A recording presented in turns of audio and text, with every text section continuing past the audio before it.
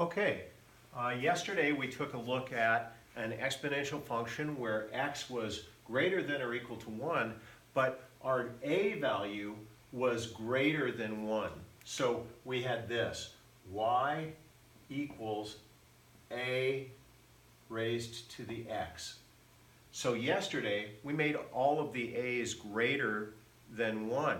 Today what I want to explore is what happens to this when a is between 0 and 1 and x is still greater than or equal to 1. So what we're doing is we're looking at what are the different things and places in this graph that we're making and how do the numbers behave in those specific areas. So yesterday we looked at this part of the graph where x was greater than or equal to 1 and the coefficient of x was also greater than or equal to 1. Now, today we're going to look at where x is greater than or equal to 1, but the coefficient is less than 1.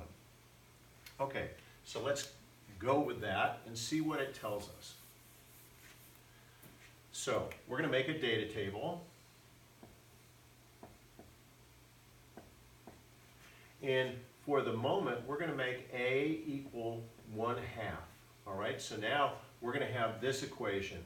Y equals 1/2 raised to the x. All right, 1/2 raised to the x. So when x is 0, all right, 1/2 raised to the 0 is 1. When x is 1, y is equal to what? 1/2 raised to the 1 is just 1/2. When x is 2, I've got 1/2 raised to the second power, that's 1/2 times 1/2, that equals 1/4. Okay? Now if I have x to the 3, I've got 1/2 times 1/2 is 1/4, 1/4 times 1/2 is 1/8. All of a sudden, our curve is doing something different. So let's plot these points and see what it looks like to us. All right, so I start off, and when x is 0, y is 1. Okay? When x is 1, y is 1/2. When x is 2, y is 1/4. When x is 3, y is 1/8.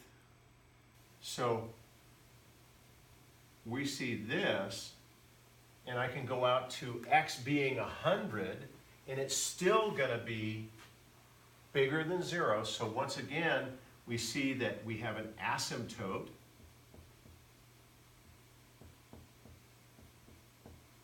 Where the line approaches but never quite touches 0. So now we have another piece of information, and that is that when we have a number a which is less than 1 but greater than 0, we have a function that starts off at 1 and approaches 0 as we go to infinity. So what I want to do is I want to give you some graphing problems for 3 or 4 problems where this is the characteristic, where we have a is a number between 0 and 1 and x is a whole number.